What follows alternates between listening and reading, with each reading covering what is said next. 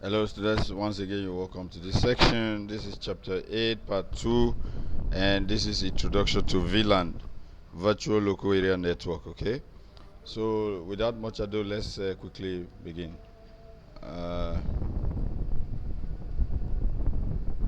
So first of all, this is an introductory part of a VLAN, the virtual local area network configuration.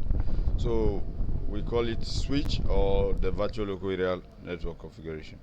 Now this session we examine the functions of using a switch in a VLAN, a switch in a virtual local area network, okay, for example, within the campus area.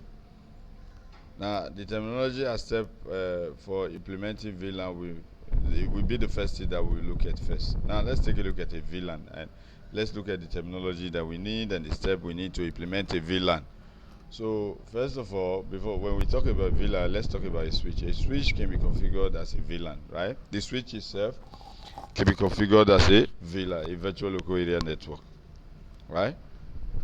Now, how do we do that? How do we configure a switch as a VLAN? In doing this, we will have a group of host computers and servers, and we'll configure them and see if they are in the same local area network, even if they reside in different routers or in separate local area network. Even if they're in separate local area network or they're operating with the different routers, but we can or in different level of a building, they can virtually be made to work together. Okay, virtually be made to work together. So a process whereby a group of host computers and servers are configured as if they are in the same local area network, it's a VLAN. Now, still on VLAN, the advantage of using a VLAN is the network administrator can group computers and servers in the same VLAN based on the organizational group or the organizational structure.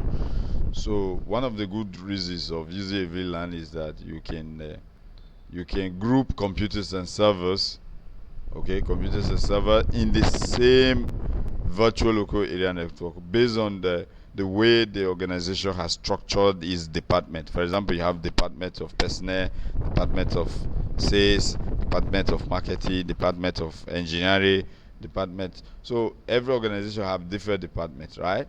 We have department of management and so on and so forth. So every organization have different departments. So each of the department we can create a different VLAN, a different virtual local area network for each of the departments.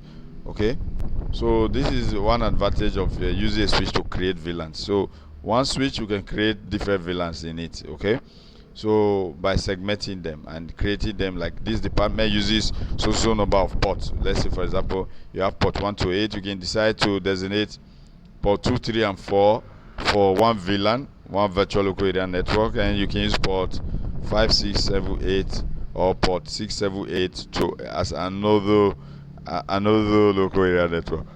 Port 6, 7, 8 as another virtual local area network. So let's say the port 2, 3, 4, 5, port 2, 3, 4 that you have as a VLAN in from your switch, you can designate it accordingly for sales department, and then the port, let's say port 5, 6, 7, 8 or port 6, 7, 8, you can designate it for engineering, for the engineering. So within one switch, you've created different VLAN. You've created the different VLAN. There are three types of VLANs that we use. Okay, there are three types of VLANs that are in use. The first one is called the port-based VLAN, virtual local area network. The second one is called the tag-based VLAN, and then the third one is the protocol-based VLAN. Okay, let's take a look at them one after the other.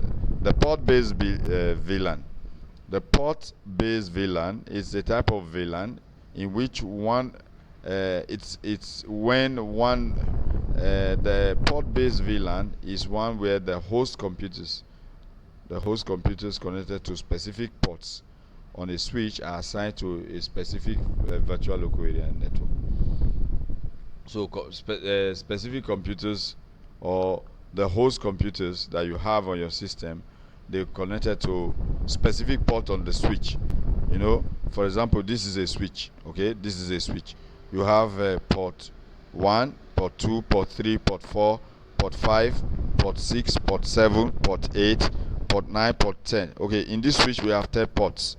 Now we want to create a VLAN. One switch, we want to create 2 VLANs. So we decide to use port 1, port 2, port 3 to create what we call VLAN 2. We call it VLAN 2. And this VLAN 2, we call it for sales department. Will be used for sales department. So the computers in sales department will be connected to these ports. Will be connected to these ports. Okay. Now for port 234. Okay, 234. All the computers connected here are in the sales department. So the virtual local area network handles the sales in the using port 2, port 3, using port 2, port 3, and port 4. Okay, using port 2, port 3, and port 4. Now, again, we can create another VLAN using the same switch, using port 6, port 7, port 8. Okay, port 6, port 7, port 8. We create another VLAN. We call it the Department of Engineering. Call it the Department of Engineering. You know, remember there are switches that have up to 60 VLANs. 60 ports. So you can create more and more VLANs, virtual local area network, using one switch. You can create like up to 4 VLANs. Okay, virtual local area networks. Now, still on the port base is just designating some ports, okay, connecting same computers on the host on the switch to act as a VLAN, to create a VLAN, a virtual local area network. So that's a port base. So still on the port base, the switch will be configured as a port based VLAN, so that the group of computers like in port 2, in port 3, and in port 4, they will be assigned to the sales department, or what we call the sales VLAN. While the ports on port 6, port 7, port 8 will belong to the engineering VLAN. Okay. Now, devices assigned to the same VLAN will share the broadcast for that local area network. All the devices, like the device in port 2, the device in port 2, like computer in port 2, computer in port 3, computer in port 4, they will share the same broadcast, okay, in this network. And then the computers that are connected to ports not assigned to the VLAN will not share the broadcast. So all the computers that are connected to port 6, 7, and 8, they will not share any broadcast within this VLAN.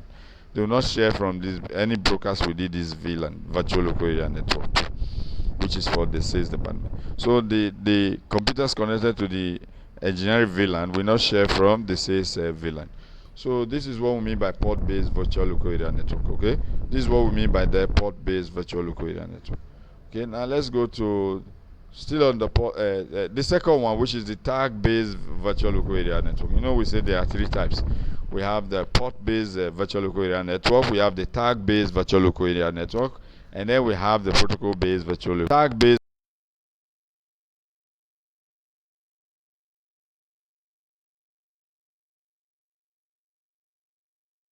virtual local area network.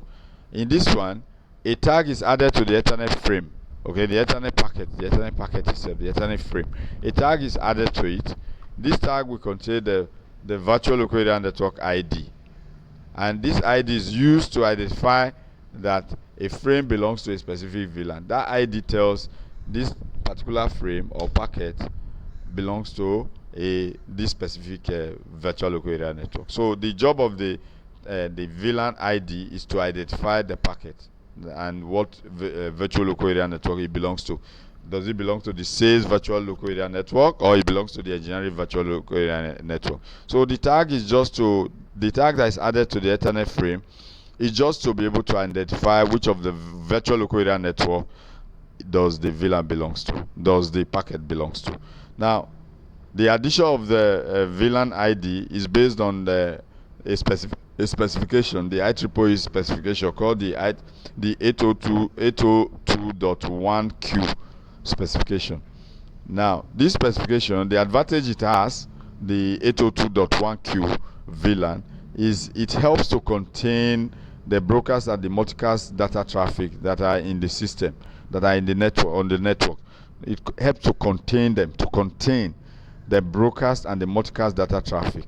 And as such, this will help to minimize the data congestion and then improve the throughput, that's the speed, to improve the speed in the system, to improve the speed and by improving the throughput. Okay.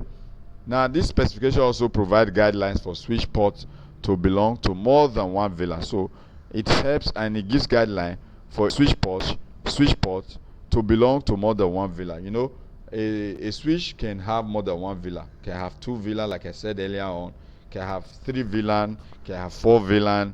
So you can use a switch to create multiple VLANs. So one of the advantage of using the 802.1q specification is to enable, because it helps to identify, to create an ID and identify the ID. So the advantage is that it helps to improve the system, the speed, minimize the congestion, the data congestion in the system, thereby improving the speed in the system, and also provide a guideline for switch ports to belong to more than one VLAN. So you can have a switch, and because of this advantage, you can have more than one VLAN. Okay. And then another thing is that the tag-based VLAN can help to provide better security by logically isolating the group users. So it gives us better security by a way of logic, using a logic to isolate and group users. Then the third one, which is called the protocol-based VLAN. Let's quickly take a look at the protocol-based VLAN. Now, in protocol-based VLAN, the data traffic is connected to specific ports, just like the port-based VLAN. You know, the port-based VLAN, not the data, the computers, the host computers are connected to the port. But in protocol-based VLAN, the data traffic itself is what is connected to the specific port, based on the type of protocol that is being used, based on which protocol is used. Now, the packet is dropped if it enters the switch and if the protocol doesn't match the VLAN. So if the protocol that is being used does not match the VLAN, the virtual local area network, then the data packet will be dropped, the frame will be dropped. But if it matches, then it's forwarded. Okay. Now, a good example is an IP network could be set up for the generic VLAN on port 678. An IPX network can be set up for sales VLAN on port 234. So this is a protocol-based VLAN, how it's being used. The advantage of this is that the data traffic for the two network is completely separated. So the traffic in the VLAN on engineering is completely separated from the data traffic on the VLAN on the sales department. Is that okay? So now let's go to the VLAN membership. Okay, there are two types. There are two approaches for assigning VLAN membership. The first one is a static VLAN. Static VLAN is basically a port-based VLAN. Like you connected the computer to the port. A port-based VLAN. Now the assignments are created when the ports are assigned to a specific VLAN. Okay, when you create you assign it a membership when the ports are assigned to specific VLAN. I give it to specific VLAN. Like in the first case, we have port 2, port 3, port 4 assigned to the sales VLAN, and then port 678 assigned to a generic VLAN. Okay, these are called the static VLAN. Now, in a dynamic VLAN, ports are assigned to the VLAN based on either the computer's MAC address, using the computer MAC address, or actually using the usernames of the client that the client logged into the computers. So it's either in a dynamic VLAN, ports are assigned to a VLAN based on two things. One, it's ports are assigned based on the computer's MAC address, and the second one is the ports are assigned based on the username of the client that they log into the computer. Okay. So what it means is that the system has been previously configured with the VLAN assignment for the computers or the username. So it means originally for you to have a VLAN membership, it means some of dynamic VLAN, it means some of the ports has already been assigned for VLAN membership. Okay, that's why you have a username on the computer. So the advantage of this is that the username or the computers can be moved to a different location, but the VLAN membership will be retained. You will not lose your VLAN membership. So one of the reasons for a dynamic VLAN is that even if you go to a different location, you carry your computer to a different floor or a different location, then you will not lose your VLAN membership. Okay, within that same organization, you will not lose your VLAN membership. But in a static VLAN, the ports are just assigned are assigned. The assignments are created when the ports are given to specific VLAN. So it's quite different from dynamic VLAN. Dynamic VLAN, you use the MAC address on the computer or use the username that the client has used to log the computer on. Okay.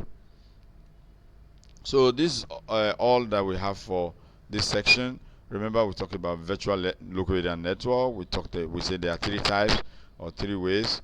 We talked about the port-based VLAN, the tag-based VLAN, the protocol-based VLAN. And we talked about the VLAN membership. We said there are two ways or two types: the static VLAN and the dynamic VLAN. So this is all we have for today. Thank you for joining us. Our